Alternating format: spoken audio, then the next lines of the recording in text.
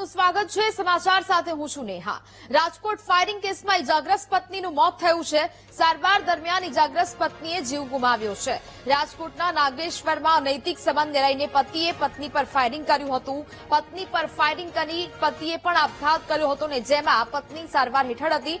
જો કે હવે પત્નીનું પણ આ સમગ્ર ઘટનામાં મોત થયાના સમાચાર સામે આવ્યા છે। રાજકોટ ફાયરિંગ કેસમાં ઇજાગ્રસ્ત પત્નીનું પણ મોત થયું છે। અનૈતિક સંબંધોને કારણે પતિએ પત્ની પર ફાયરિંગ કરી પોતે પણ આપઘાત કરી લીધો હતો। સંવાદદાતા ભાવેશ ફોન લાઈન પર જોડાયા છે। ભાવેશ, રાજકોટ ફાયરિંગ કેસમાં અપડેટ આવ્યા છે, શું વિગત? ચોક્કસથી નેહા, જે પ્રમાણે રાજકોટમાં શનિવારે જે પતિએ પોતાની પત્ની ઉપર ફાયરિંગ કર્યું હતું અને ત્યારબાદ આપઘાત કરી લીધો હતો। પતિનું ઘટના સ્થળે જ મોત થયું, પરંતુ જે પત્ની સારવાર દરમિયાન તેનું આજે વહેલી સવારે મોત થયું। સમગ્ર મામલે હાલ પોલીસ વધુ તપાસ કેસને હાથ ધરવામાં આવી છે।